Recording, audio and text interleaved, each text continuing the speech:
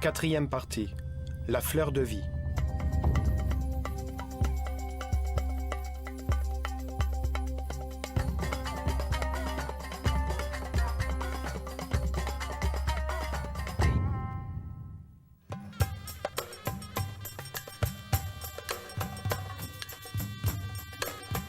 L'Égypte est un pays situé le long d'un seul fleuve.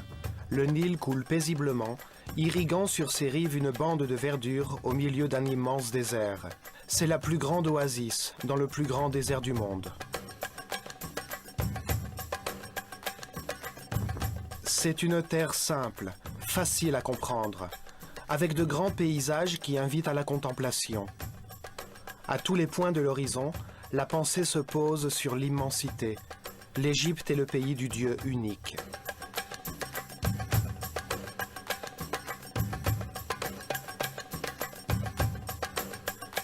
C'est ici que, pendant des milliers d'années, une civilisation a vécu dans la paix et l'harmonie, sans dépasser ses frontières naturelles pour essayer de soumettre d'autres peuples. Cette civilisation s'est complètement consacrée à l'élévation spirituelle. L'image de cette civilisation qui est généralement véhiculée laisse à peine percevoir la grandeur de ses réalisations. Son langage écrit est resté indescriptible durant des milliers d'années. Seulement le niveau le plus fondamental de cette langue a été décodé, celui des symboles phonétiques. Mais les Égyptiens possédaient aussi un niveau supérieur de langage, utilisant des symboles qui transmettent des concepts et non des sons. Ceux-ci n'ont pas encore été déchiffrés. Les traductions sont uniquement basées sur la partie phonétique, ou bien dans le meilleur des cas, elles sont les résultats des interprétations personnelles des traducteurs. Ceux qui pensent que les Égyptiens étaient des barbares primitifs donnent un certain type d'interprétation. Et ceux qui pensent qu'ils avaient une civilisation spirituelle hautement développée, qui maîtrisaient des technologies aujourd'hui inconnues, ont développé une interprétation complètement différente.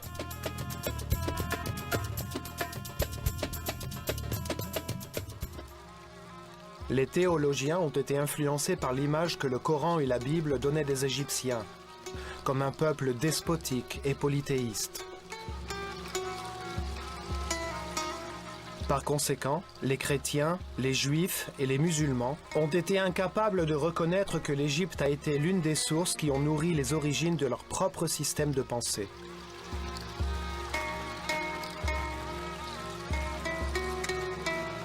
Cette image a été renforcée par la traduction inexacte du mot Néter, comme Dieu ou déesse, quand cela signifiait en réalité la force ou la cause fondamentale de toute chose, le principe divin, la fonction qui ordonne l'univers. Les Néters personnifiaient en réalité le même Dieu. Ils étaient une façon simple d'expliquer au peuple que le Dieu unique, responsable de la création, possédait différentes caractéristiques. Il ne signifiait pas qu'il existe plusieurs dieux. Un homme peut être enseignant, père et mari en même temps, sans devoir être trois personnes différentes. Ils incarnaient les différents aspects du même être.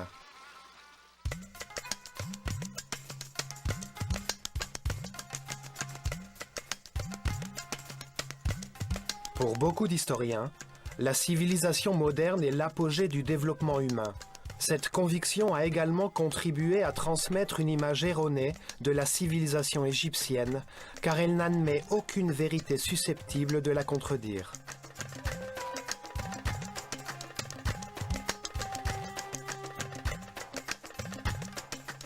Ces scientifiques ne reconnaissent la validité que d'une partie des données archéologiques concernant les souverains successifs de l'Égypte, rejetant toute trace de civilisation antérieure à l'époque du roi Ménès, au seul motif que cette partie de l'histoire égyptienne serait un mythe. Les chercheurs rationalistes ont aussi contribué à dénaturer l'histoire de l'Égypte, en niant l'existence de sciences et de philosophie avant la civilisation grecque, bien que les grands penseurs grecs soient eux-mêmes allés trouver des réponses à leurs questions en Égypte. Tout cela a participé à véhiculer une fausse image de la culture égyptienne. Les Égyptiens ont été dénigrés et considérés comme un peuple primitif, inférieur au monde civilisé moderne, dont les réalisations se résumeraient à la construction de quelques temples immenses et de solides tombeaux pour leurs pharaons.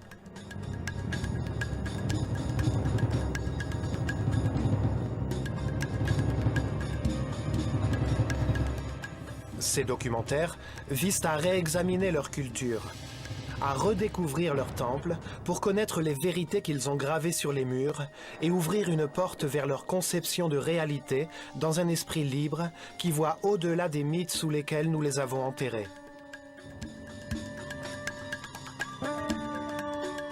Les anciens Égyptiens avaient expliqué les lois, les processus et le sens de l'univers d'une façon cohérente, logique, analytique et rationnelle. Un legs pour l'homme du nouveau millénaire qui commence.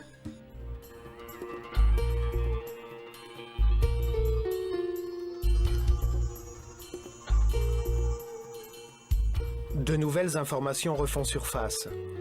Les recherches scientifiques et techniques trouvent de nouvelles preuves de l'étonnant niveau de développement technologique des Égyptiens, de la précision de leur construction architecturale, de la grandeur de leurs projets. Leur niveau de développement a été sous-estimé. Notre manque de compréhension de leur technologie ne nous empêche pas de constater qu'ils ont pu déplacer des poids extrêmement lourds sur de longues distances, qu'ils ont su extraire, sculpter et assembler des roches granitiques et des plaques de diorite avec une minutieuse précision qui requiert aujourd'hui l'usage de foreuses et d'instruments ultrasoniques. Leurs constructions sont mathématiquement si précises que la base de la Grande Pyramide, qui occupe 5 hectares, a une inclinaison de 8 mm seulement. La technologie actuelle ne serait parvenue à obtenir qu'un dénivelé de pas moins de 40 cm.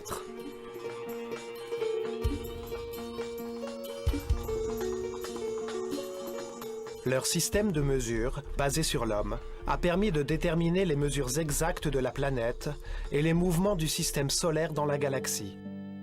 Les informations importantes qu'ils nous ont transmises sur les cycles cosmiques déterminant les cataclysmes périodiques ne peuvent pas être d'emblée écartées comme un simple mythe. Cet héritage fait partie de notre avenir passé. Ce que nous en savons pour l'instant montre clairement qu'ils avaient une connaissance très avancée dans les domaines de la science, de l'art, de la philosophie et de la religion.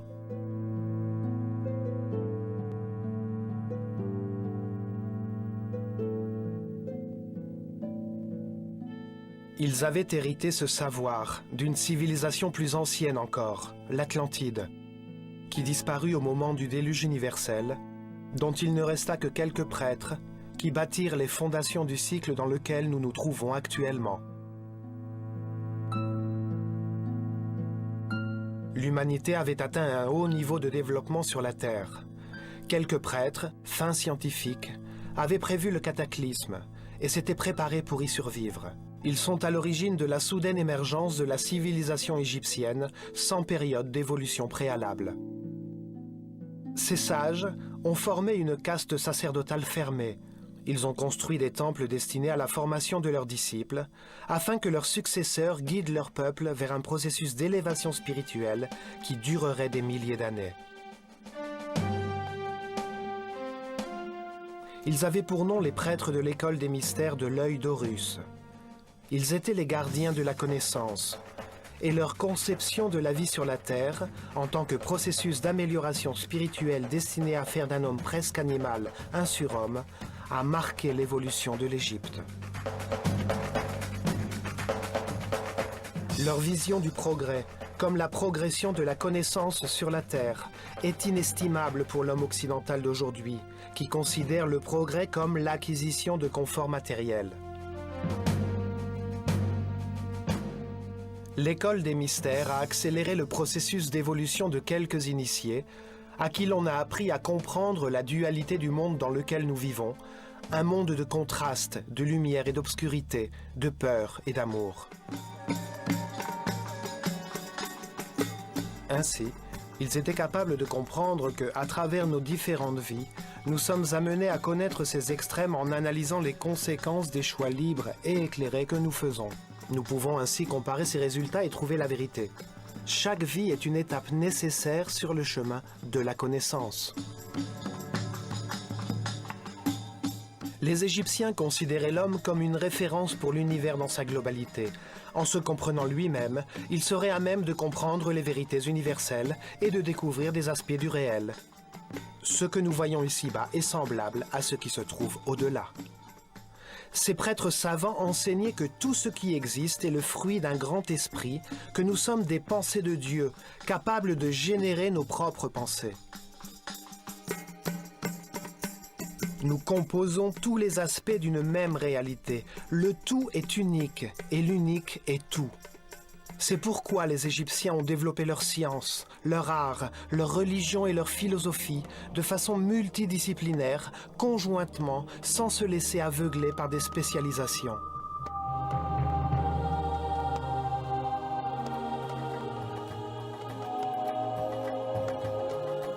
Ils considéraient la création comme l'acte conscient d'un seul Dieu. Ils l'ont cherché en eux-mêmes et ils découvrirent qu'ils possédaient différentes caractéristiques auxquelles ils ont donné des noms et des symboles afin de pouvoir les communiquer clairement au peuple.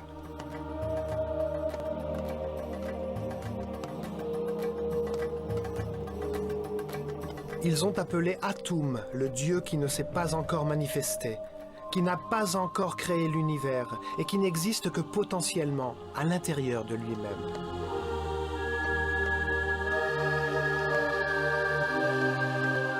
Ptah désigne le Dieu créateur qui, en manifestant sa volonté, donne naissance à l'univers.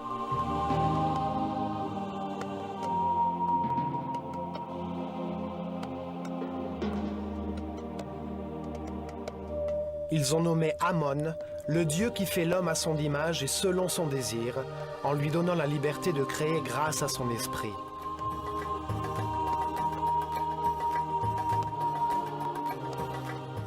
De cette vision est née la fleur de vie, le mouvement sacré de Dieu que nous allons étudier dans ce documentaire en visitant le temple de l'Osirion à Abydos.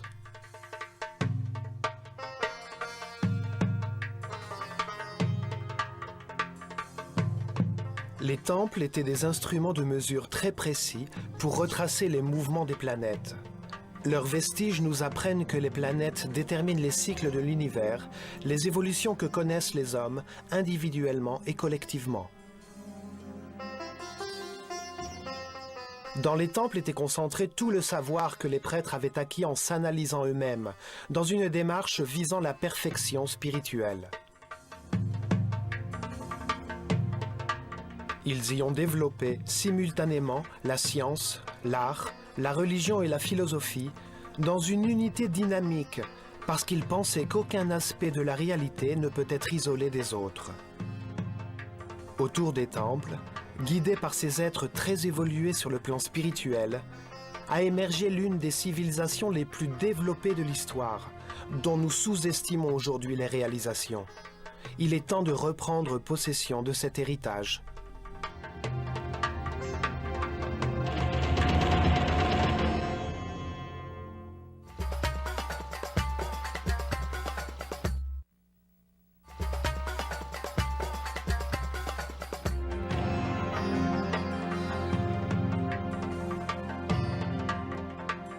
Les Égyptiens nous l'ont transmis, avec leur vision de l'univers, à travers quelques symboles judicieusement choisis parmi les différentes composantes de leur monde.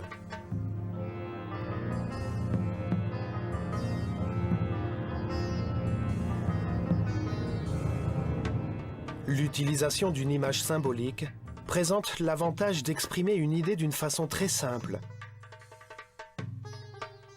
Et son sens peut être compris des milliers d'années plus tard, car des images comme celle d'un faucon ou celle d'une posture humaine ne changent pas. Pour les Égyptiens, l'homme s'incarne sur la terre pour décider comment agir vis-à-vis des circonstances qu'il est amené à connaître. En analysant les résultats de ses actions, il apprend et évolue. Le plus important est par conséquent l'action, qui en produisant des effets permet l'amélioration. Le langage est fait pour communiquer sur ses actions. Chaque élément du tout fait une action qui produit des résultats. Chaque élément possède la forme la mieux adaptée pour le type d'action qu'il a à accomplir. Les Égyptiens exprimaient leurs idées par 3 types de symboles ou d'écritures. On les appelle les écritures hiéroglyphiques, hiératiques et démotiques. Le premier type d'écriture fait appel à des images très simples, nommées hiéroglyphes. Hieros signifie sacré et glyphos veut dire caractère. Donc, les Égyptiens ont appelé leur gravure symbolique l'écriture sacrée. Les hiéroglyphes permettent de communiquer sur différents niveaux symboliques.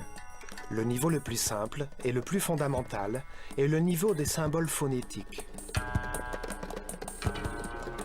Les Égyptiens utilisaient 24 symboles graphiques, dont chacun était associé à un son et non à une idée. Ils forment l'alphabet égyptien. C'était l'écriture qui correspondait au langage du peuple.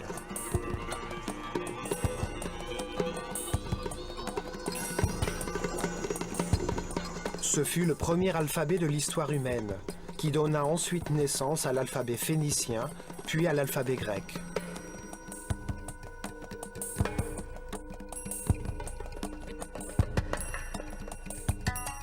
Il pouvait s'écrire aussi bien en colonne qu'en ligne horizontale, et pouvait être lu de 2 manières.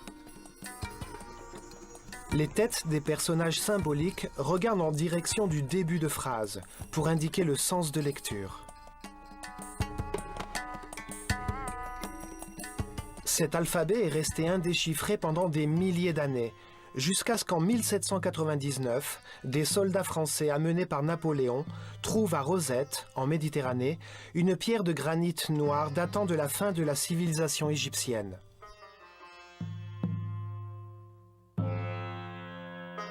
Elle était en très mauvais état, et les lignes d'écriture qui s'y trouvaient étaient à moitié effacées. Toutefois, on pouvait toujours distinguer 14 lignes écrites en hiéroglyphes, 32 lignes en démotique et, ce qui était le plus important, 54 lignes en alphabet grec, une langue connue, ce qui signifiait que le texte était une traduction des 2 autres écritures. Jean-François Champollion, un expert en langue morte, s'est consacré à l'étude des textes gravés sur la pierre. Il découvrit que l'égyptien ancien, comme toutes les langues sémitiques, ne se composait que de consonnes. Les voyelles n'étaient utilisées que dans la langue orale, pour indiquer des formes grammaticales. En 1822, Champollion trouva la clé de l'énigme en comparant 2 cartouches de hiéroglyphes du texte. Il retrouva l'une d'entre elles sur une stèle circulaire dans l'île de Philae, contre le 2e pylône du temple d'Isis, dont on savait qu'il contenait le nom du pharaon Ptolémée VI. 2 hiéroglyphes désignant les noms des 2 derniers pharaons d'Égypte, Ptolémée et Cléopâtre, furent retrouvés. Cela permit le décodage et l'identification de l'alphabet qui se trouvait sur la pierre. La prononciation des mots grecs dans l'ancienne langue copte, parlée par les Égyptiens chrétiens, a aidé à reconstituer une prononciation semblable à celle des Égyptiens de l'Antiquité.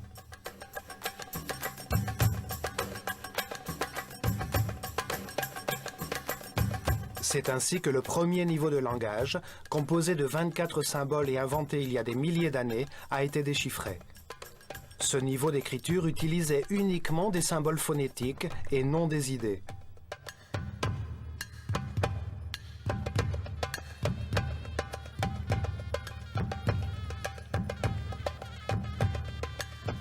Mais, dans cette même écriture hiéroglyphique, il existait un niveau supérieur de communication. Plus de 700 symboles, de belles formes graphiques, qui reflétaient la réalité en évoquant des actions et des concepts intellectuels. Les mots devinrent des images. Des symboles imitant certaines formes de la nature, choisis en raison de leur pouvoir évocateur. Un oiseau fait penser à l'action de voler, à la liberté. Si cet oiseau est un faucon, S'ajoute à cela l'idée de la précision de la vue.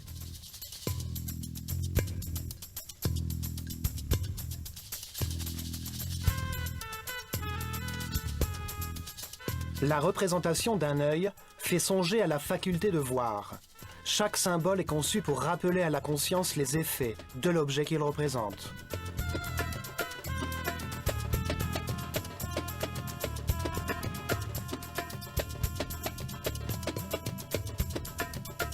Les Égyptiens utilisaient également des membres humains facilement reconnaissables pour symboliser des actions vitales. 2 bras levés évoquèrent la prière. 2 jambes suggèrent l'action de marcher. Un bras tendu est une manière de désigner quelque chose. 2 mains croisées symbolisent l'union. Une main qui nourrit, une autre qui répand des semences, une jarre qui se vide. Il y avait aussi des symboles qui représentaient des objets artificiels qui, mis en action, produisent certains effets. L'instrument indique le type de travail qu'il permet de réaliser. Une charrue, un râteau, un filet. En plus des hiéroglyphes, il existait une deuxième forme d'écrire, appelée hiératique. Elle était utilisée uniquement pour les communications officielles et commerciales. La troisième forme d'écriture n'est apparue qu'à la fin de la civilisation égyptienne, quand vers 700 avant Jésus-Christ, les scribes qui copiaient les textes anciens ont davantage simplifié les symboles hiératiques, jusqu'à former une écriture presque sténographique. Elle fut appelée démotique.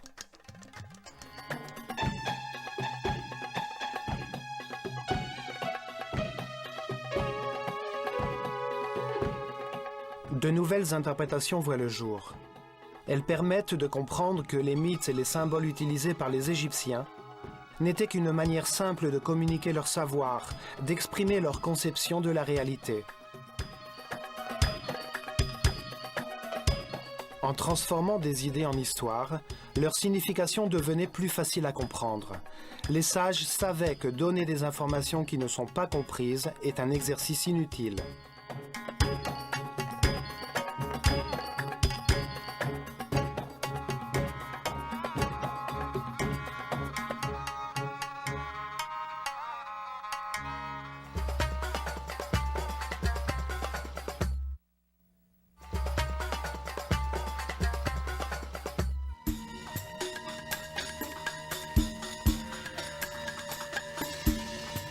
Trois des temples les plus anciens, datant du début de la civilisation égyptienne, ont été construits avec la même technique.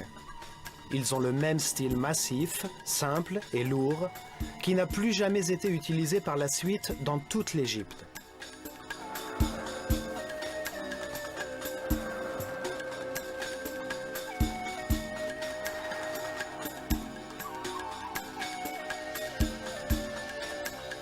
Deux d'entre eux se trouvent à Gizeh, le temple du Sphinx, construit juste en face du Sphinx, et au sud, le temple de la vallée, qui se situait alors au bord du Nil.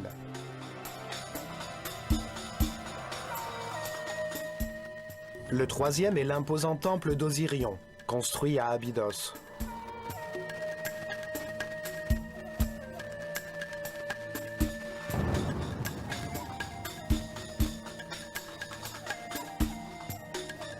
Les deux temples de Gizeh ont été construits avec les énormes blocs de pierre qui étaient tombés au moment de la taille du Sphinx, pour sculpter son corps de lion. Ces énormes blocs furent utilisés uniquement dans ces deux temples. C'étaient des édifices massifs, cyclopéens, totalement isolés de l'extérieur par d'énormes murs de pierre, avec deux entrées symétriques sur le devant. Les blocs utilisés pour leur construction pesaient en moyenne 50 tonnes. Les Égyptiens devaient donc avoir une technique de construction qui permettait de transporter des blocs aussi grands qu'une maison.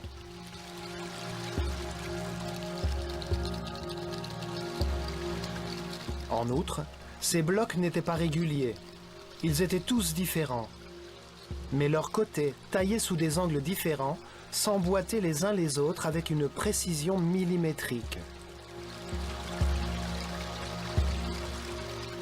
Une autre caractéristique de ces temples est que les blocs d'angle étaient taillés d'une façon particulière. Chaque bloc d'angle fait partie des 2 murs contigus afin que l'énergie de l'édifice puisse circuler sans interruption. Dans certains cas, cela voulait dire tailler un bloc sur plus de 30 cm pour former un coin. La nature ne connaît pas les angles droits. Un coin est une articulation qui permet l'écoulement d'énergie et de liquide.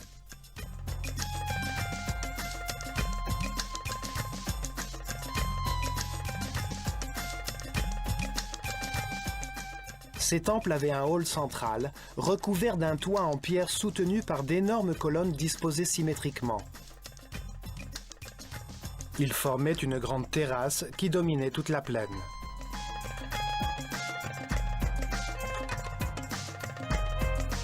Sur ces murs et ces colonnes, il n'y avait aucun ornement ou hiéroglyphe, et les étages étaient en albâtre. Le jour entrait dans le hall par des lucarnes percées dans le toit. Elles laissaient pénétrer un faisceau lumineux qui éclairait les statues des Néthers, comme celle de Sekhmet dans le temple de Karnak. Ces temples ont été en usage depuis le Zep Tepi, le début du nouveau cycle après le déluge universel. C'est là où se déroulaient les cérémonies d'initiation des prêtres de l'école des mystères de l'œil d'Horus.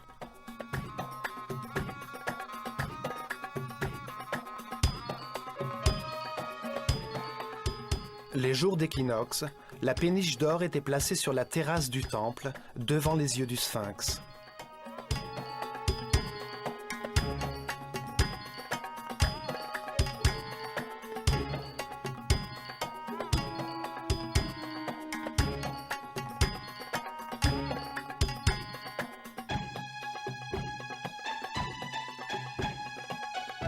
C'était le symbole du processus évolutif de l'homme au cours de ses réincarnations sur la Terre et du déplacement du Soleil dans le ciel. Les cérémonies avaient lieu pendant que le Sphinx contemplait devant lui le lever du Soleil à l'horizon et, la nuit, les étoiles de la constellation du Lion.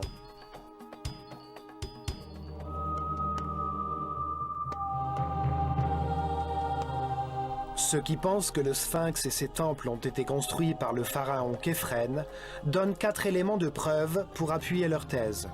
Premièrement, il a été retrouvé dans le temple du Sphinx, enterré la tête à l'envers, la célèbre statue de diorite noir de Képhren, représentée avec un faucon sur la nuque.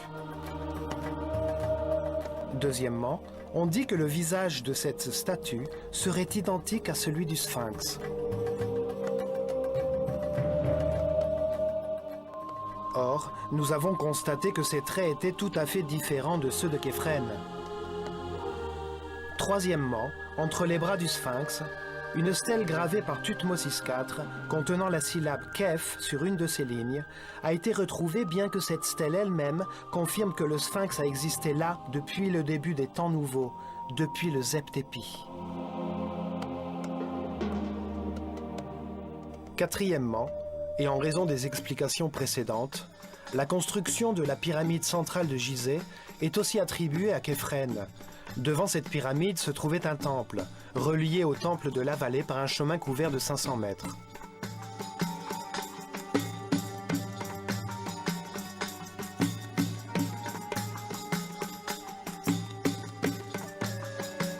Cependant, les murs de ces temples sont faits du même type de pierre monolithique que le Sphinx.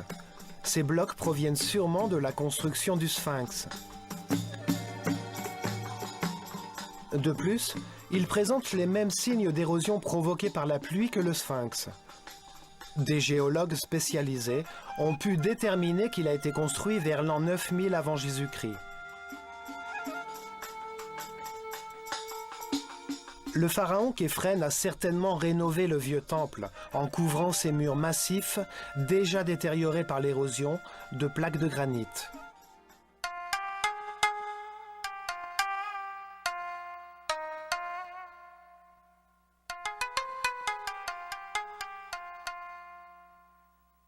Les Égyptiens avaient divisé la partie fertile, habitable, de l'Égypte en deux grandes régions qui présentaient des différences en raison de leur situation par rapport au Nil.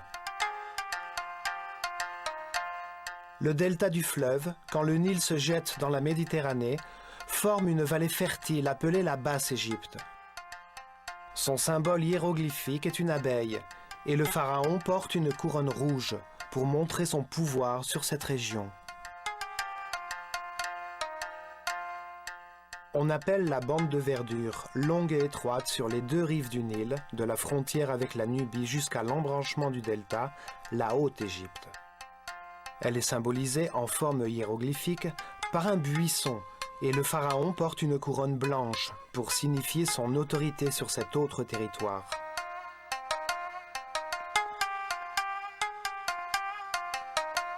L'histoire officielle de l'Égypte commence par l'unification de ces deux régions, sous une seule couronne, blanche et rouge, par le pharaon Ménès, fondateur de Memphis, qui se situe sur la frontière entre les deux régions.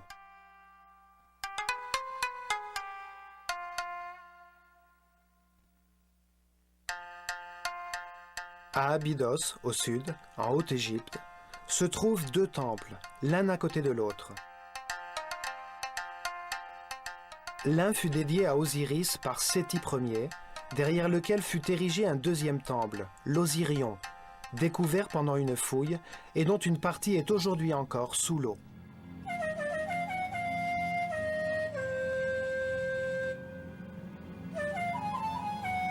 Le niveau de l'eau a d'ailleurs bloqué les travaux de restauration, car l'eau se déverse à l'intérieur du temple plus vite que les pompes ne pourraient l'enlever. On estime qu'il a été construit au sommet d'une colline, vers l'an 9000 avant Jésus-Christ, quand le niveau phréatique et celui de la surface du Nil se trouvaient 10 mètres plus bas. Ce fut le premier temple égyptien consacré à l'explication de la vie comme d'un voyage, fait de réincarnations successives qui nous permettent de connaître l'univers, de passer de l'ignorance à la sagesse. Son architecture massive, sans hiéroglyphes, composée de grandes plaques et de pierres extrêmement lourdes, ressemble beaucoup à celle des temples construits devant le Sphinx. Il se compose d'énormes blocs irréguliers, différents les uns des autres, taillés avec une étonnante précision qui forment des jointures parfaites.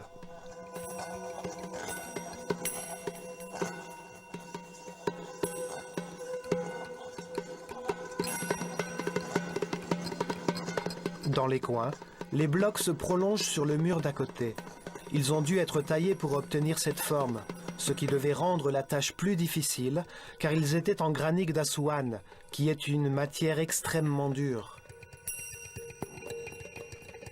Cela signifie que les Égyptiens possédaient une technique de construction aujourd'hui disparue, à une époque où l'on prétend qu'il n'existait aucun instrument permettant de réaliser des tailles aussi précises, de déplacer ces lourds blocs de pierre et de les assembler avec une telle exactitude. En réalité, la connaissance technique héritée des survivants du déluge a été utilisée dans le cercle limité et fermé d'une organisation secrète de prêtres savants. Les techniques ou les instruments utilisés n'ont jamais été mis à la disposition du peuple, probablement parce qu'il était très dangereux de les confier à des esprits primitifs qui ne maîtrisaient pas leurs émotions et leurs passions. Ou parce qu'ils pouvaient être utilisés seulement par quelqu'un qui était dans une harmonie parfaite avec l'univers, de par sa nature sonique ou psychique, différente des forces mécaniques développées par l'homme moderne. Le temple a une forme rectangulaire, avec une plateforme entourée d'eau, surélevée au centre, avec des escaliers des deux côtés qui sont aujourd'hui à peine visibles à cause de l'eau. Sa forme symbolise le mont originel qui a émergé quand les eaux se sont retirées après le déluge, quand les sages ont débarqué pour donner naissance à une nouvelle civilisation en Égypte. Ce temple commémore le Zep Tepi, le temps du commencement de la nouvelle civilisation, vouée à l'amélioration spirituelle. 10 colonnes de pierre massive, chacune découpée dans un même bloc de granit rouge de plus de 100 tonnes, soutenaient un imposant portique sur lequel reposait un toit en pierre. Le long du canal, 16 sanctuaires abritaient des symboles sacrés. Ils sont maintenant immergés sous l'eau stagnante.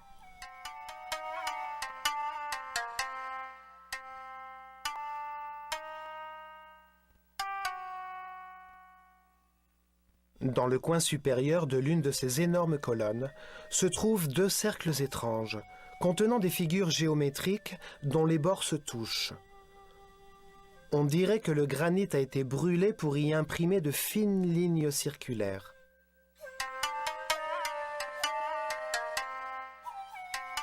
C'est la fleur de vie, un symbole géométrique sacré pour les Égyptiens, qui représente les mouvements originels de Dieu pour créer l'univers.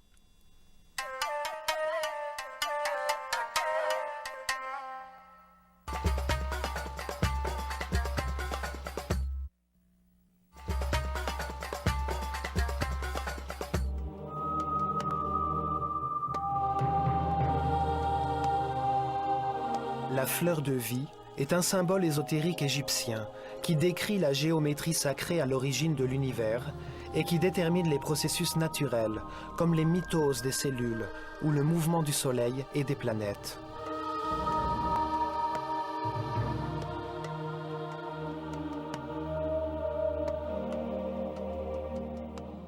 Une figure qui donne à voir la vie comme un processus dans le temps, qui contient les rythmes, les heures, les jours, les mois et les mouvements des corps célestes, pendant lesquels germent les idées et poussent les graines.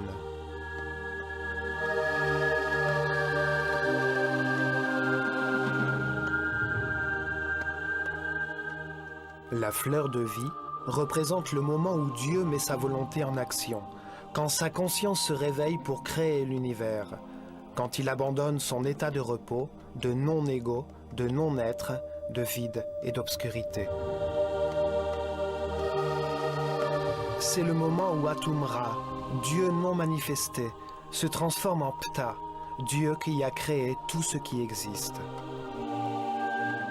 Le Fiat Lux est le moment où naît la fleur de vie et où tout commence, le début du premier cycle. Pour les Égyptiens, Dieu s'est mis en mouvement à partir d'un point central conceptuel, l'œil d'Horus, d'où la fleur de vie et son fruit, l'univers, la création, sont sortis.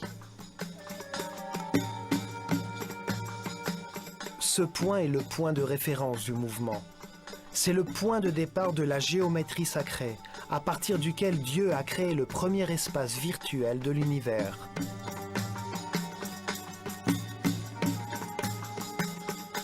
Il le fit en se projetant à l'extérieur de lui-même, comme un point qui se déplace et qui forme, en se répétant, une ligne droite, la forme masculine. C'est Dieu le Père qui montre son énergie et sa connaissance. Sa volonté active est transformée par un Dieu mère, la substance infinie qui contient en elle-même une réponse, le Fils de Dieu qui, en retournant vers son Père, dessine une figure virtuelle que nous connaissons bien. C'est ainsi que les Égyptiens concevaient la Trinité, comme un processus simultané et équilatéral d'informations envoyées et intériorisées. C'est pour cela que le triangle équilatéral est la base du tétraèdre, la première forme masculine solide, pure et originelle de tout ce qui a été créé. Le processus se multiplia ensuite à travers le temps et l'espace, en avant et en arrière, de haut en bas et de bas en haut, vers la droite et vers la gauche. Ainsi, Dieu créa un espace virtuel qui renvoie à lui-même.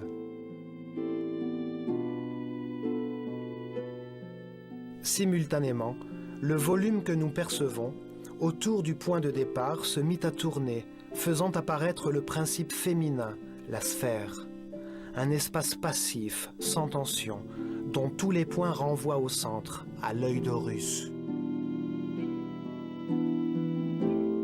Cette sphère est l'utérus qui contient tout, la substance de tout volume et de toute forme.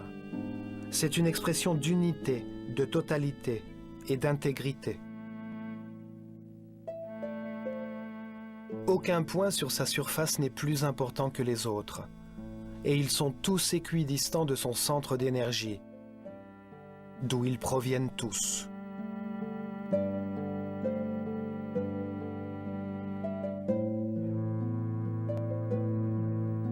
Les atomes, les cellules, les graines, les planètes et le Soleil reprennent tous cette forme d'unité et de potentialité. La première sphère virtuelle contenait les 5 modèles de polyèdres réguliers, des solides dont tous les côtés et tous les angles sont égaux. On les appelle les solides platoniciens, en hommage à Platon, qui connaissait la fleur de vie des Égyptiens.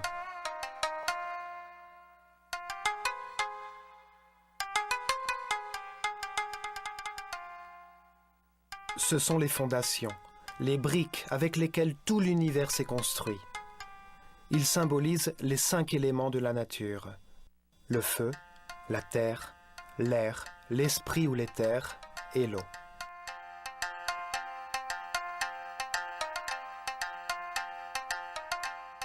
Ainsi, Dieu comprit, créa et diffusa depuis son centre de force et d'énergie le premier espace fini qui symbolise la terre dans l'infini, dans le ciel. La Bible dit « Au commencement, Dieu créa le ciel et la terre. La terre était informe et vide. Il y avait des ténèbres à la surface de l'abîme, et l'Esprit de Dieu se mouvait au-dessus des eaux. »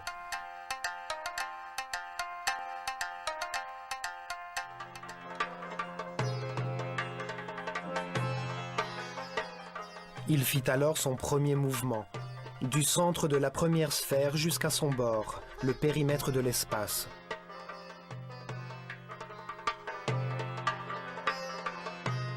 De ce nouveau point central, il provoqua les mouvements qui, nous le savons déjà, se répètent pour former une nouvelle sphère. À l'intersection de 2 sphères identiques se trouve la forme la plus importante d'entre toutes. Elle est appelée Vesica Piscis et symbolise le verbe divin. Les Égyptiens ont cru que c'était l'origine des nombres, des 7 sons fondamentaux, des lettres et de toute la sagesse de la création.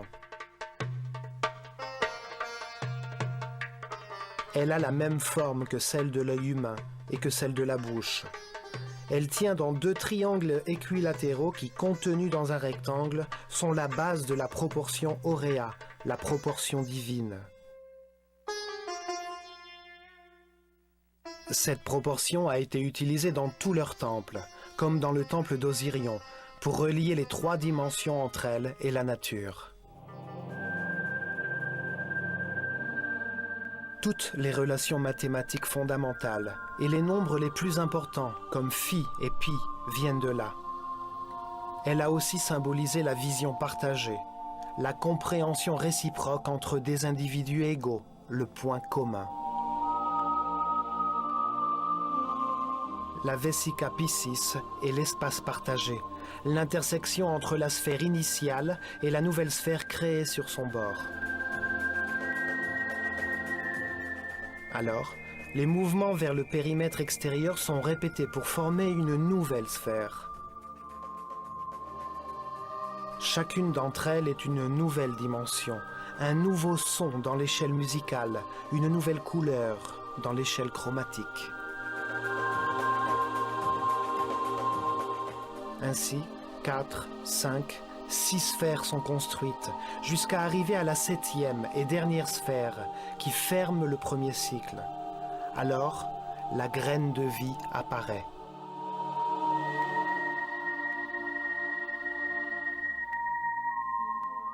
Sept sphères, 7 jours de création, 7 notes musicales, 7 couleurs, 7 couches de muscles dans le cœur, 7 chakras, 7 systèmes de glandes endocrines.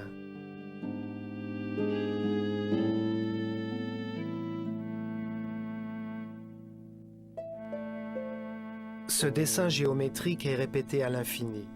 C'est la base de tout ce qui existe.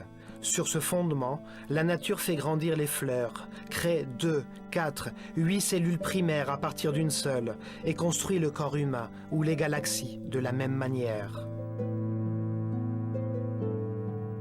En se développant dans une spirale éternelle, elle crée de nouvelles sphères. Au bout de 3 tours, la 19e sphère se forme et avec elle apparaît la fleur de vie.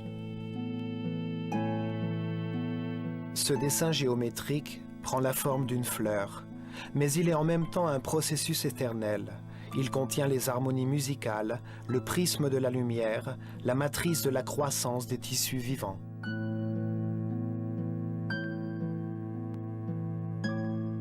Chaque sphère peut se développer comme la sphère originelle. Ainsi, la fleur de vie cède la place au fruit de vie, qui produira sa propre fleur.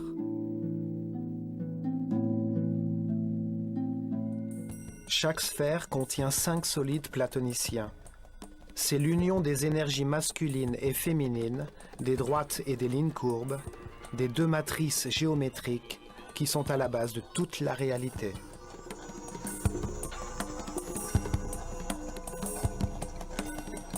Les solides platoniciens, aux angles et aux côtés égaux, relient les centres de toutes les sphères.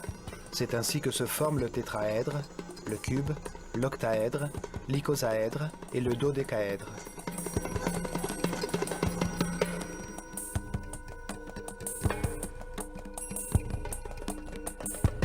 Ils sont les symboles du lien insécable entre les parties et le tout. Ils forment un principe d'unité géométrique de toutes les formes, dans leur grande diversité. Toutes les matrices, toutes les formes et toutes les structures qui existent dans la nature, depuis la plus petite particule jusqu'à l'univers entier, en passant par les formes de vie perceptibles à l'œil humain, tout cela suit une matrice géométrique qui nous révèle la nature de chaque forme.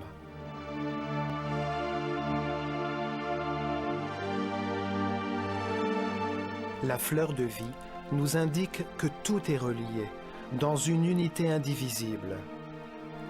Elle nous rappelle notre rapport avec le tout, et elle nous permet de comprendre les fondations sacrées de la création. Avec elle, les prêtres de l'œil d'Horus nous ont montré le cœur de l'univers. Ils nous ont appris ce qu'est Dieu et comment il diffuse sa conscience à travers notre propre vie.